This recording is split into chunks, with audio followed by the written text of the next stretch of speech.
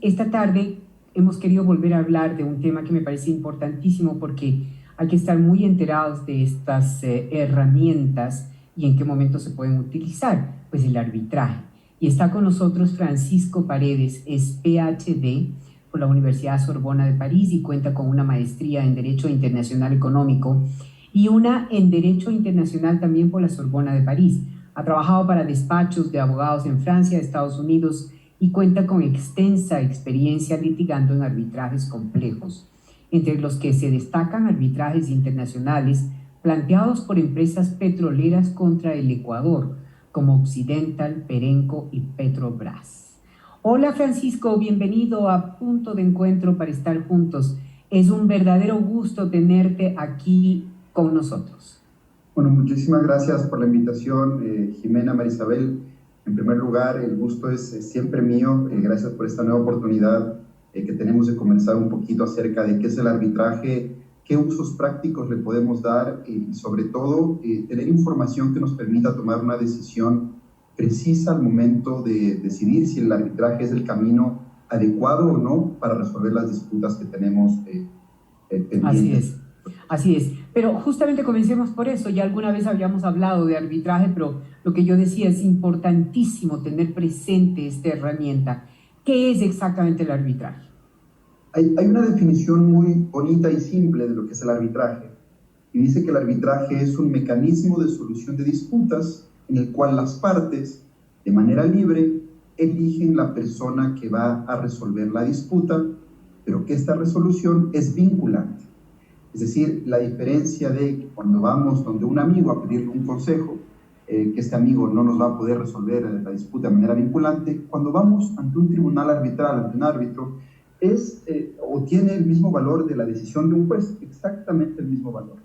Entonces, el arbitraje en resumen es eso, es darle a un tercero la potestad de resolver una disputa como si estuviese operando ante la justicia ordinaria. Francisco, para mí también es un gusto saludarte. ¿En qué tipos de disputas o controversias se puede llegar a un programa o a un caso de arbitraje? Sí, esto es una pregunta interesante, pero eso, la respuesta va a depender del tipo de disputa que está en cada país. Si nos vamos a basar en la mayor parte de los países de formación civil, como Ecuador, Colombia y demás, lo que vamos a darnos cuenta es que el arbitraje puede ser sometido a arbitraje todo aquello que es transigible, es decir, todo lo que es parte de una negociación. Si yo puedo negociar algo con María Isabel, entonces eso puede ser sometido a arbitraje. Por ejemplo, un tema comercial, una compra-venta, un negocio y demás. Ahora, hay ciertos límites en donde el arbitraje ya no puede ingresar como método de solución. Por ejemplo, pensemos en temas penales. Un caso de narcotráfico no puede ser sometido a un procedimiento de arbitraje, pero un caso en el cual las partes podemos, por ejemplo, llegar a un acuerdo sobre el resultado, sí es posible de someterlo a arbitraje. Y así el ejemplo de los países de tradición civil versus los países de tradición de la common law inglesa, porque en esos países sí que el arbitraje tiene muchísimo más desarrollo y hay más potencial de participar, por ejemplo, en un arbitraje para temas de familia. Uno pensaría que el tema de familia es un tema tan sensible para la sociedad que no se debería permitir que un árbitro, que un tercero resuelva, pero cada vez vamos viendo cómo se flexibilizan más las posibilidades de ir a estos métodos alternativos en temas incluso de familia. Hoy en día, entonces, yo lo que puedo transigir, un contrato, un negocio, una venta y demás, eso es lo que hoy en día puedo someter a arbitraje. Bueno, ¿cómo solicito yo para un caso de estos como los que tú explicas, que quiero que sea administrado el arbitraje? Hay dos maneras de hacerlo, ¿sí? La primera manera es cuando yo firmo un contrato, por ejemplo, con Jimena, para una prestación de un servicio, dentro de ese contrato yo incluyo una cláusula, ¿sí? Una cláusula en la que digo rápidamente, son 3 líneas en las que digo que en caso de disputa acordamos que la disputa sea sometida al procedimiento de arbitraje. Eso es como lo más elemental. De ahí existen, y lo rico del arbitraje es que yo puedo construir todo alrededor del arbitraje. Puedo designar la institución a la cual va a ir el arbitraje, puedo designar los árbitros que van a resolver, puedo determinar el procedimiento que voy a seguir, puedo determinar la ley que va a ser aplicable, puedo determinar el idioma en el que voy a litigar, puedo determinar... Perdón que te interrumpa, ¿y puedo escoger los árbitros o no? Tengo absoluta libertad de escoger los árbitros y lo puedo hacer dentro del contrato o lo puedo hacer a través del mecanismo establecido en el centro a aplicar. Por ejemplo, la Cámara de Comercio de Quito tiene una lista de árbitros y una vez que inicia el arbitraje, yo elijo mi árbitro, la otra parte elige su árbitro y en sorteo o por acuerdo de los dos árbitros eligen este tercer árbitro que sería el presidente. Esa es una forma. La otra forma sería una vez que ya surge la disputa, en ese momento las dos partes nos ponemos de acuerdo, hacemos un pequeño acuerdo y en ese acuerdo decimos que la disputa va a ser sometida a arbitraje, llevamos este acuerdo, lo sometemos a alguno de los centros de arbitraje y de ahí partimos y podemos avanzar con un procedimiento arbitral. Francisco, tengo dudas de lo que hablabas. ¿Los árbitros son jueces y para tal efecto necesitamos tener un abogado que nos represente o no es necesario? Aquí viene otra de las ventajas del arbitraje. El arbitraje puede ser resuelto de dos maneras. Puede ser resuelto en derecho, en ese caso los árbitros tienen que ser abogados, no necesariamente jueces, tienen que ser abogados, y un arbitraje en equidad. Vamos a poner un ejemplo y en el cual no tienen que ser abogados. Hablando del Día del Hermano, vamos a asumir que el día de mañana tengo una disputa con mi hermano, que no la he tenido y que seguramente me está escuchando, y yo decido que esa disputa sea resuelta ante mi papá. Entonces, los dos de común acuerdo decidimos que mi papá va a resolver esa disputa en equidad. Y como mi papá no es abogado, él puede resolver en equidad lo que él considere justo. No tiene que seguir las leyes ni nada, tiene que considerar simplemente lo que él considera justo. Ahora, puedo no estar de acuerdo, pero tengo que cumplir con esa sentencia porque es una sentencia vinculante. Ok. ¿Y los centros de arbitraje en dónde están ubicados? ¿Cómo encuentra uno un centro de arbitraje? Por ejemplo, la Cámara de Comercio de Quito es uno, ¿cierto? Sí, correcto. En Ecuador hay varios. Yo tengo la impresión de que todos están muy bien manejados. Hay un gran esfuerzo de parte de las autoridades para que se los lleve de manera transparente, que sean procesos eficientes, que sean procesos rápidos. Tenemos el de la Cámara de Comercio Ecuatoriano-Americana, tenemos la Cámara de Comercio en Guayaquil, para mencionarles los más prestigiosos, la Cámara de Comercio de Quito, desde luego, y los que más casos llevan. Están ya muy habituados a llevar los procesos y para que entendamos qué es lo que sucede en esos procedimientos. Si yo voy con un proceso de una deuda, tengo por ejemplo con una empresa, y me voy por la vía ordinaria, es decir, me voy por los jueces normales, esto me puede demorar 5 años, 6 años, una casación, 7 años, puede durar mucho tiempo. Ahora, si me voy a un procedimiento de arbitraje que no es susceptible de apelación, esa es otra ventaja. Me demoraré 1 año y medio y tengo una respuesta final exigible al finalizar este año y medio. Entonces, otra ventaja que tiene el arbitraje es la rapidez que tiene. Una de las desventajas, si queremos verlo así, es que tiene un costo, es de alguna manera una justicia que tiene un costo y por ese costo también el procedimiento es mucho más rápido. Se paga una especie de remuneración a los árbitros, pagado por las dos partes, para que puedan pues atender esta disputa de manera específica y pues de esa manera resolver lo más rápido posible.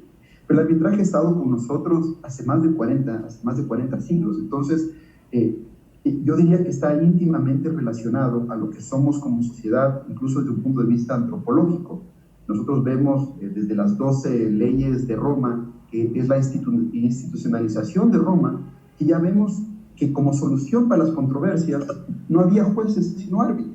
Entonces, el arbitraje ha estado con nosotros toda la vida y por eso se llama la atención que ahora nos hemos ido más hacia un lado judicial que ejerce exactamente los mismos derechos y facultades que un árbitro, con algunas limitaciones, pero realmente con muchas más ventajas. O sea, yo pienso que es importante, Francisco, porque esto puede no acumular todos estos procesos que se hacen en las salas judiciales y todo, que son demorados, como tú dices, pero tengo la pregunta, ¿ese procedimiento y las decisiones son confidenciales como se realizan en procesos legales? Bueno, los procesos legales en Ecuador no son confidenciales, excepto ciertos casos asociados con menores y demás. Entonces, hay una ventaja. Ahora, los procesos de arbitraje sí pueden ser confidenciales si las partes así lo acuerdan, y eso es muy bueno también, porque cuando uno busca, por ejemplo, en el sistema de la función judicial, los nombres y apellidos de alguien, puede que encuentre muchos casos abiertos, a lo mejor algunos penales en los cuales uno es inocente, es culpable, le han perseguido por un proceso, pero al final, o un proceso civil, pero al final no se encuentra responsabilidad. Entonces uno sí, incluso para proteger la imagen, sí debería mantener cierta confidencialidad, y el arbitraje sí le permite esto, le permite mantener confidencial todo el procedimiento. Y si es que yo soy una empresa, me conviene que mi imagen de empresa, ya sea actor o demandado en un arbitraje, esté protegida dentro de un procedimiento confidencial. Entonces es una ventaja más. Y sobre todo en los días que vivimos hoy, que son tan globalizados, que yo hago un negocio con alguien en China, en Perú, en Italia, todos los días, el arbitraje es mi fórmula de solución de disputas más sencilla y directa. Vamos a suponer que yo tengo una compraventa de unos artículos con alguien en Italia. El italiano no va a querer venir a disputar sus problemas acá en Ecuador, y seguramente yo no voy a querer ir a Italia porque no hablo ni italiano.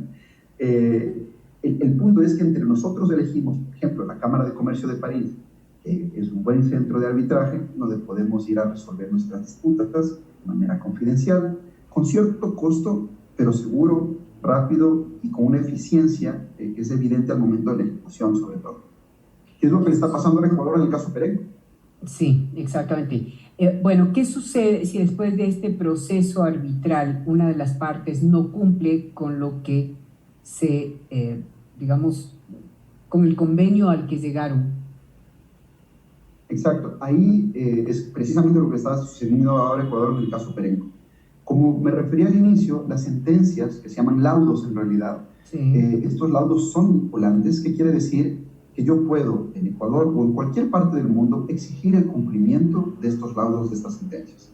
¿Cómo exijo el cumplimiento? Le pido a un juez que le congele cuentas, que no le permita mover activos, que le impida ciertas actividades comerciales, económicas, para presionar hasta que se cumplan con esos pagos o con esas deudas que tienen que ser pagadas.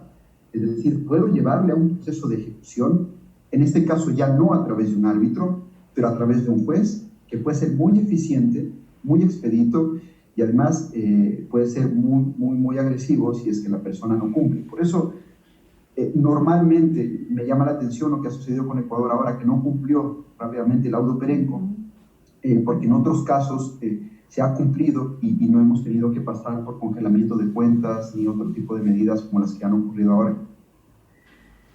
Francisco, y a ver, los árbitros me imagino que pueden dictar medidas cautelares de acuerdo a normas de códigos. Me imagino que el Código Civil o bajo qué otro código están cobijados. Exacto, sí, pueden emitir medidas cautelares.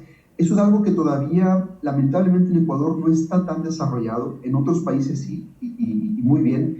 En Ecuador están permitidas las medidas cautelares, es decir, a través de estas medidas, impedirles antes de que inicie el proceso, porque existen causas justificables de que, por ejemplo, alguien se va a gastar los recursos que son parte de la disputa, puede el árbitro o la misma institución ordenar medidas cautelares. Eso lo permite el reglamento a la ley de arbitraje y mediación, y lo permite también el Código Orgánico de Procesos, el COGEP. Existen esas formas de hacerlo a través de una medida cautelar que es previa ya a conocer el mérito, es decir, el fondo, la parte fuerte del caso, se lo pueden hacer. En Ecuador todavía no se lo ejecuta mucho, pero yo espero que esto sea algo que se siga trabajando y que se lo desarrolle un poquito más en los años que vienen. Antes de despedirte, una última pregunta que me parece que es importante pues hacerla. ¿Qué pasa si después de un proceso arbitral se quiere llevar el caso a la justicia ordinaria? ¿Se puede o ya no? No se puede. El mismo caso no puede ir a la justicia ordinaria. La sentencia se conoce como laudo, es final, es definitiva. Ahora hay una posibilidad que es muy pequeñita, que es buscar la anulación de ese laudo en justicia ordinaria. Se puede anular, pero es muy complejo, requiere de demostrar que existió una violación muy dura del debido proceso, que no se les permitió a las partes defenderse, o que realmente hubo unos temas de corrupción asociados a esa decisión, cosas que realmente no ocurren en materia de arbitraje, pero buscar o obtener una anulación de una sentencia arbitral es muy complicado. Se lo puede intentar, pero eso no impide que se ejecute la sentencia, el laudo que ya ha sido emitido, y hasta que la justicia ordinaria actúe, pues pasarán seguramente varios años antes de que se pueda siquiera pensar en una anulación. Francisco, bueno, muchas gracias por adentrarnos más en este tema que muchos no conocemos y que la gente tiene muchas dudas siempre. Muchas gracias por habernos acompañado hoy y ojalá podamos en otra oportunidad seguir hablando del tema del arbitraje porque sé que hay mucho más que comentar. Desde luego, muchísimas gracias a ustedes, Jimena y Marisabel, una feliz tarde. Un abrazo, Francisco. Chao, chao.